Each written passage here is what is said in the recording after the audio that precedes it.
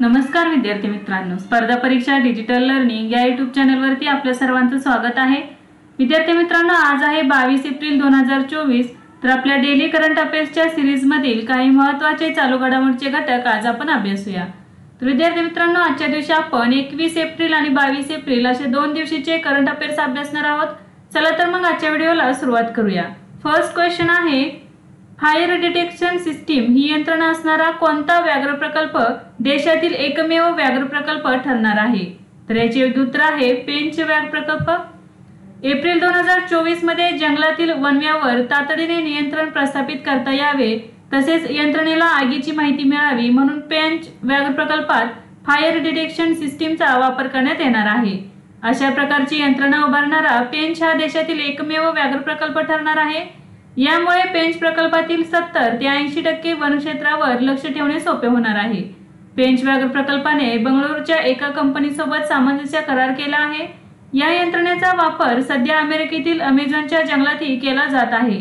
पेंच व्याघ्र प्रकल्प फाउंडेशन आणि फॉरेस्ट फायर टेक्नॉलॉजी यांच्यात या संदर्भात सामंजस्य करार झाला आहे।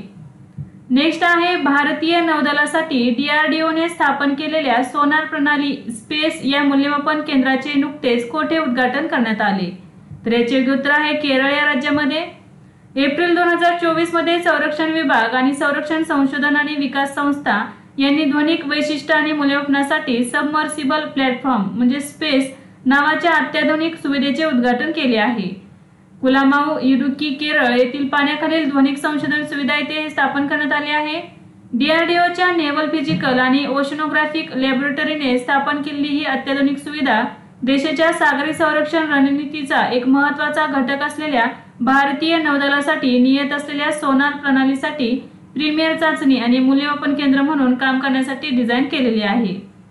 नेक्स्ट आहे, अलीकडेच असुंता लाक्रा पुरस्कार 2024 कोणाला देण्यात आला आहे? तर याचे उत्तर आहे दीपिका सोरेंग।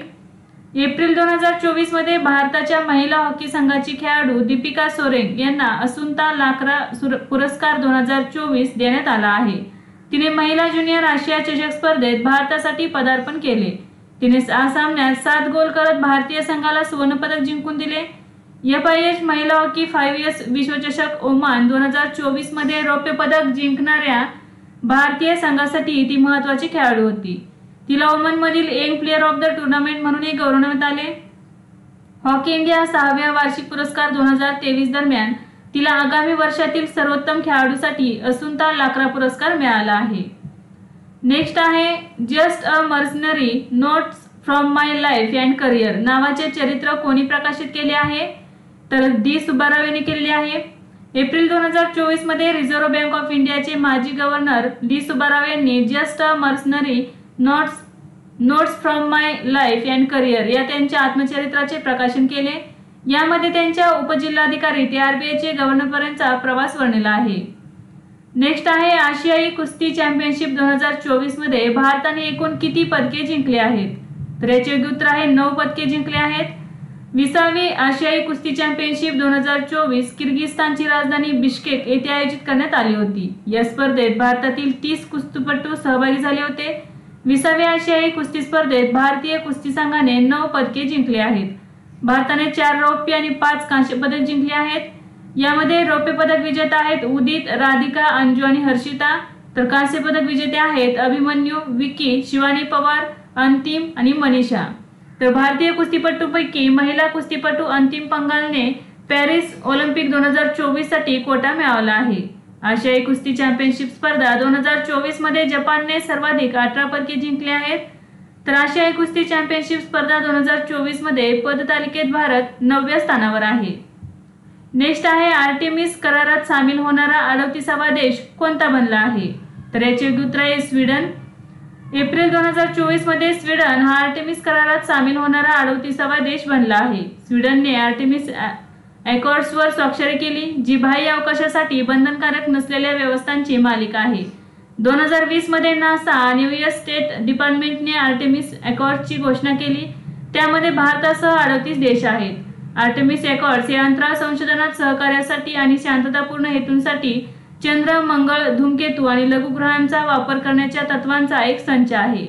आर्टेमिस प्रोग्राम मंगळ आणि इतर ग्रहांवर आणि खगोलीय पिंडांवर पहिले अंतराळवीर उतरवण्याचे देखील लक्ष्य आहे। आर्टेमिस करार 1967च्या बाह्य अवकाश करारातील महत्त्वाच्या दायित्वांची महत्त्वपूर्ण अंमलबजावणी प्रदान करते। 22 जून 2023 रोजी पंतप्रधान नरेंद्र मोदी यांनी भारताला जागतिक अवकाश शक्ती बनवण्यासाठी आर्टेमिस करारावर स्वाक्षरी केली आहे। नेक्स्ट आहे, भारताने प्रथमच ब्रह्मोस क्षेपणास्त्र कोणत्या देशाला निर्यात केले आहे? तर याचे योग्य उत्तर आहे फिलिपाईन्स। एप्रिल 2024 मध्ये भारताने ब्रह्मोस सुपरसॉनिक क्रूझ क्षेपणास्त्रांची पहिली तुकडी फिलिपाईन्सला सुपूर्द केली आहे। ब्रह्मोस क्षेपणास्त्र प्राप्त करणारा फिलिपाईन्स हा पहिला परदेशी देश ठरला आहे। भारताने जानेवारी 2022 मध्ये फिलिपाईन्सला ब्रह्मोस क्षेपणास्त्र विक्रीसाठी $375 दशलक्ष करारावर स्वाक्षरी केली होती। या क्षेपणास्त्राचा वेग मॅक 2.8 आहे आणि रेंज 290 किलोमीटर आहे। एक मॅच म्हणजे 332 मीटर प्रति सेकंद। ब्रह्मोस सुपरसॉनिक क्रूझ क्षेपणास्त्रे ही 2.8 मॅच वेगाने किंवा आवाजाच्या तिप्पट वेगाने फायर करतात। नेक्स्ट आहे, कोणत्या बॅडमिंटनपटूने नुकतीच आंतरराष्ट्रीय बॅडमिंटनमधून निवृत्ती घेतली आहे? तर याचे योग्य उत्तर आहे केंटो मोमोटा। एप्रिल 2024 मध्ये 2 वेळचा विश्वविजेता केंटो मोमोटा याने वयाच्या 29व्या वर्षी आंतरराष्ट्रीय बॅडमिंटनमधून निवृत्तीची घोषणा केली आहे। मोमोटाच्या कारकिर्दीला 2020 मध्ये एका गंभीर कार अपघातानंतर मंदी आली, ज्यामुळे त्याच्या कामगिरीवर लक्षणीय परिणाम झाला। मोमोटाला 2019च्या मोसमात 11 किताब जिंकून केलेल्या कामगिरीबद्दल एका मोसमातील सर्वाधिक बॅडमिंटन पुरुष एकेरी विजेतेपदांसाठी गिनीज वर्ल्ड रेकॉर्डचे प्रमाणपत्र मिळाले आहे। त्याने अनेक प्रमुख बॅडमिंटन स्पर्धा जिंकल्या आहेत, ज्यात 2 जागतिक विजेतेपद, 2 आशियाई चॅम्पियनशिप विजेतेपद आणि 1 ऑल इंग्लंड विजेतेपद यांचा समावेश आहे। नेक्स्ट आहे, अलीकडेच लिंक इट फॉरगेट इट मोहीम कोणी सुरू केली आहे? तर रुपे यांनी सुरू केलेली आहे। रुपेने नॅशनल पेमेंट्स कॉर्पोरेशन ऑफ इंडियाच्या सहकार्याने इंडियन प्रीमियर लीग 2024 दरम्यान लिंक इट फॉरगेट इट मोहीम सुरू केली आहे। या उपक्रमाचा उद्देश UPI सह रुपे क्रेडिट कार्ड्सचे अखंड एकत्रीकरण प्रदर्शित करणे हे आहे। नेक्स्ट आहे, G7 गटाच्या परराष्ट्र मंत्र्यांची बैठक कोठे आयोजित करण्यात आली आहे? तर इटली या ठिकाणी करण्यात आली। 17 ते 29 एप्रिल 2024 या प्रवासात इटलीच्या कॅप्री उत्तर 7 गटाच्या परराष्ट्र राज्यांची बैठक पार पडली। इराण इस्रायलच्या हल्ल्यांसाठी बैठक आयोजित करण्यात आली होती। Germany, France, United Kingdom, Japan, कॅनडाचे परराष्ट्र मंत्री यासाठी उपस्थित होते। नेक्स्ट आहे, नुकतीच NSG प्रमुखपदी कोणाची नियुक्ती करण्यात आली आहे? तर नलिन प्रभात यांची नियुक्ती करण्यात आली आहे। एप्रिल 2024 मध्ये वरिष्ठ IPS अधिकारी नलिन प्रभात यांची देशाच्या दहशतवाद विरोधी दल राष्ट्रीय सुरक्षा रक्षक NSGच्या महासंचालकपदी नियुक्ती करण्यात आली आहे। सध्या ते CRPF मध्ये अतिरिक्त महासंचालक म्हणून कार्यरत आहेत। NSGचे महासंचालक म्हणून त्यांच्या नियुक्तीला मंत्रिमंडळाच्या नियुक्ती समितीने 31 ऑगस्ट 2028 पर्यंतच्या कालावधीसाठी म्हणजेच त्यांच्या सेवानिवृत्तीच्या तारखेपर्यंत मान्यता दिली आहे। ते 1992च्या बॅचचे आंध्र प्रदेश केडरचे भारतीय पोलीस सेवा अधिकारी आहेत। नेक्स्ट आहे, साखर उत्पादनात सलग 3ऱ्यांदा देशात कोणत्या राज्याने अव्वल स्थान पटकावले आहे? तर याचे योग्य उत्तर आहे महाराष्ट्र।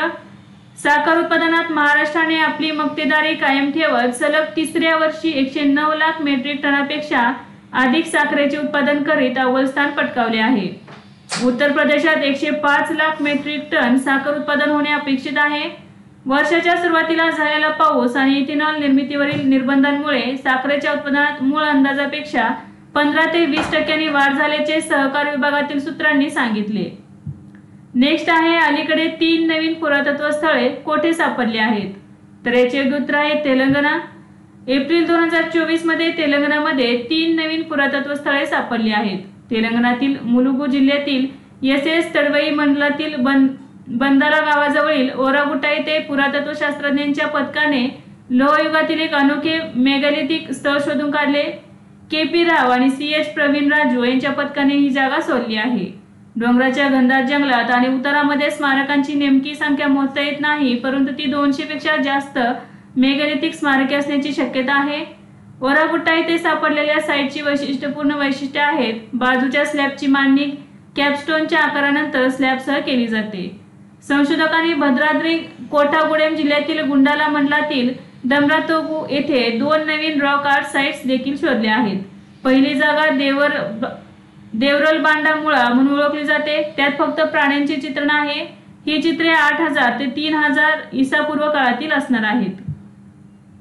नेक्स्ट आहे अलीकडेच कोणी लामा 3 आणि रिअल टाइम इमेज जनरेटरचे अनावरण केले आहे? तर याचे योग्य उत्तर आहे मेटा। एप्रिल 2024 मध्ये मेटाने त्याचे नवीनतम मोठ्या भाषेचे मॉडेल लामा 3 आणि रिअल टाइम इमेज जनरेटर जारी केले। कृत्रिम बुद्धिमत्ताच्या वेगाने विकसित होत असलेल्या क्षेत्रात ओपन एआय मधील अंतर भरून काढणे हा त्याचा मुख्य उद्देश आहे। नवीन अनावरण केलेले मॉडेल मेटाच्या व्हर्च्युअल असिस्टंट मेटा एआय मध्ये एकत्रित केले जातील। मेटाज लामा 3 हे त्याच्या ओपन सोर्स एआय मॉडेल्सच्या लामा मालिकेतील नवीनतम आहे। 1.8 अब्ज पॅरामीटरसह आणि दुसरी 70 अब्ज पॅरामीटरसह हे 2 आवृत्त्यांमध्ये आले आहे। नेक्स्ट आहे नुकतीच धनलक्ष्मी बँकेच्या व्यवस्थापकीय संचालकपदी कोणाची नियुक्ती करण्यात आली आहे? तर याचे योग्य उत्तर आहे Ajit Kumar. Reserve bank of इंडियाने धनलक्ष्मी बँकेचे व्यवस्थापकीय संचालक आणि सीईओ म्हणून अजित कुमार यांच्या नियुक्तीला हिरवा कंदील दाखवला आहे। त्यांनी जे.के. शिवन यांची जागा घेतली आहे। 3 वर्षांच्या आर्थिक वर्षांसाठी त्यांची नियुक्ती करण्यात आली आहे। ते सध्या फेडरल बँक लिमिटेड अध्यक्षांच्या कॅडरमध्ये मुख्य मानव संसाधन अधिकारी आहेत। कुमार हे फेडरल ऑपरेशन्स अँड रिलीसेस लिमिटेडचे संचालक देखील आहेत। ही फेडरल बँक लिमिटेडची पूर्णची उपकंपनी आहे, त्यांची निर्माण कंपनी आहे। 2023चा मालकन अधिशेषिया पुरस्कार कोणाला प्रदान करण्यात येणार आहे? तर याचे योग्य उत्तर आहे उत्साह पटनाईक। राष्ट्रीय आणि आंतरराष्ट्रीय ख्यातीचे प्रसिद्ध अर्थतज्ञ उत्साह पटनाईक यांची मालकन अधिशेषिया पुरस्कार 2023 साठी निवड झाली आहे। मालकन आणि एलिझाबेथ एडिशेशिया ट्रस्ट दरवर्षी हा पुरस्कार देतो। उत्कृष्ट सामाजिक शास्त्रज्ञांना प्रतिष्ठित राष्ट्रीय पुरस्कार प्रदान केला जातो। विजेत्यांची निवड करण्यासाठी खास गठीत केलेली राष्ट्रीय स्तरीय ज्युरी प्राप्त झालेल्या नामांकनामधून निवड करते। चेन्नई येथे होणाऱ्या कार्यक्रमात सन्मानपत्र आणि 2 लाख रुपयांच्या पारितोषिक रकमेसह हा पुरस्कार देण्यात येणार आहे। नेक्स्ट आहे जगात प्रथमच मिस एआय नावाची सौंदर्य स्पर्धा आयोजित केली जाईल। या अंतर्गत विजेत्याला किती रक्कम दिली जाईल? तर याचे योग्य उत्तर आहे $20,000। जगात प्रथमच संपूर्णपणे कृत्रिम बुद्धिमत्तेद्वारे तयार केलेले मॉडेल आणि प्रभावशाली मिस एआय नावाच्या सौंदर्य स्पर्धेत भाग घेतील। ही जगातील पहिली एआय सौंदर्य स्पर्धा ठरणार आहे। स्पर्धेतील विजेत्याला $20,000 बक्षीस रक्कम मिळेल। ही स्पर्धा 10 मे रोजी होणार आहे। ऑनलाईन पुरस्कार सोहळा दरम्यान विजेत्यांची घोषणा केली जाईल। नेक्स्ट आहे अलीकडेच कोणत्या ठिकाणच्या तिरंगी बर्फी आणि धलुआ मूर्ती मेटल कास्टिंग क्राफ्टला जीआय टॅग देण्यात आला आहे? तर याचे योग्य उत्तर आहे वाराणसी। एप्रिल 2024 मध्ये वाराणसीच्या तिरंगी बर्फी आणि धलुआ मूर्ती मेटल कास्टिंग क्राफ्टला जीआय टॅग देण्यात आला आहे। आतापर्यंत बनारस विभागातील एकूण 34 उत्पादनांना आणि उत्तर प्रदेशातील 75 उत्पादनांना जीआय टॅग देण्यात आला आहे। 58 जीआय उत्पादनांसह तामिळनाडू दुसऱ्या क्रमांकावर आहे। नेक्स्ट आहे WHO ने हवेतून प्रसारित होणाऱ्या रोगजनकांना कोणती अद्ययावत शब्दावली जारी केली आहे? तर याचे योग्य उत्तर आहे संसर्गजन्य श्वसन कण। एप्रिल 2024 मध्ये वर्ल्ड हेल्थ ऑर्गनायझेशनने रोगजनकांसाठी अद्ययावत शब्दावली जारी केली आहे। हवेतून प्रसारित होणाऱ्या रोगजनकांना संसर्गजन्य श्वसन कण ही अद्ययावत शब्दावली जारी केली आहे। 2021 तर 2023 मध्ये अनेक टप्प्यांवर विस्तृत चर्चा केल्यानंतर ही घोषणा करण्यात आली आहे।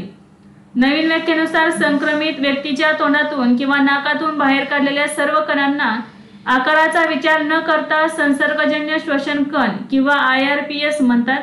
यामध्ये रोगजनकांमध्ये श्वसन संक्रमणास कारणीभूत असलेल्या रोगजनकांचा समावेश आहे। उदाहरणार्थ कोविड-19, इन्फ्लुएन्झा, गोवर, मिडल ईस्ट रेस्पिरेटरी सिंड्रोम, गंभीर तीव्र श्वसन सिंड्रोम आणि क्षयरोग। हवेतून प्रसारित होणाऱ्या या रोगजनकांसाठी प्रस्तावित शब्दावलीवरील जागतिक तांत्रिक सल्लामसलत अहवाल या शीर्षकाचे प्रकाशन विस्तृत सल्ल्यासाठी प्रसिद्ध करण्यात आले आहे। नेक्स्ट आहे इंटेलने भारतासाठी कंपनीचे व्यवस्थापकीय संचालक म्हणून कोणाची नियुक्ती केली आहे? तर याचे योग्य उत्तर आहे संतोष विश्वनाथन। एप्रिल 2024 मध्ये इंटेलने भारतासाठी कंपनीचे व्यवस्थापकीय संचालक म्हणून संतोष विश्वनाथन यांची नियुक्ती केली आहे। व्यवस्थापकीय संचालक म्हणून संतोष विश्वनाथन इंटेलच्या भारत क्षेत्रीय व्यवसायाचे नेतृत्व करतील। विश्वनाथन यांनी जुलै 2022 मध्ये भारतीय बाजाराचे उपाध्यक्ष आणि व्यवस्थापकीय संचालक म्हणून पदभार स्वीकारला आहे। आता इंटेलने स्वतंत्र प्रदेश म्हणून भारताचे विभाजन केले आहे। नेक्स्ट आहे इस्रोच्या मते भारताने मलबामुक्त जागा तयार करण्याचे लक्ष्य कधीपर्यंतचे ठेवले आहे? तर 2030 पर्यंतचे ठेवले आहे. इंडियन स्पेस रिसर्च ऑर्गनायझेशनचे अध्यक्ष एस सोमनाथन यांनी 16 एप्रिल 2024 रोजी घोषित केले की भारत 2030 पर्यंत मलबामुक्त जागा तयार करण्याचे उद्दिष्ट ठेवत आहे. इस्रोचे अध्यक्ष एस सोमनाथन यांनी बेंगळुरू येथे 42व्या inter agency space debris coordination कमिटीच्या वार्षिक बैठकीला संबोधित करताना ही घोषणा केली. सध्या भारताच्या कक्षेत 54 अंतराळयान आणि अनेक अकार्यक्षम वस्तू आहेत. इस्रो अनेक जुने उपग्रह आणि चौथ्या टप्प्यातील PSLV रॉकेट त्याच्या झिरो ऑर्बिटल डिब्रिस मिशनचा भाग म्हणून परत करेल. नेक्स्ट आहे हिंदुस्तान झिंक जागतिक स्तरावर चांदीच्या उत्पादनात कोणत्या स्थानावर पोहोचला आहे? तर 3ऱ्या स्थानावरती पोहोचला आहे. वेदांत समूहाची कंपनी हिंदुस्तान झिंक ही जागतिक स्तरावर चांदीची 3री सर्वात मोठी उत्पादक बनली आहे. गेल्या वर्षी चांदी उत्पादनात कंपनी 4थ्या क्रमांकावर होती. जागतिक ऊर्जा संक्रमणामध्ये चांदी महत्त्वाची भूमिका बजावते. हिंदुस्तान झिंकच्या उत्पादनातील 5% वार्षिक वाढ हे धातूचे उत्पादन आणि सुधारित ग्रेड याला कारणीभूत आहे. हिंदुस्तान झिंक ही जस्त, शिसे आणि चांदीच्या व्यवसायातील वेदांत समूहाची कंपनी आहे. हिंदुस्तान झिंकच्या अध्यक्षा प्रिया अग्रवाल या आहेत. तर विद्यार्थी मित्रांनो, आजच्या व्हिडिओमध्ये आपण काही महत्त्वाचे चालू घडामोडीचे घटक अभ्यासले. यासारखेच नवनवीन व्हिडिओ पाहण्यासाठी चॅनलला लाईक करा आणि सबस्क्राईब करायला विसरू नका. धन्यवाद.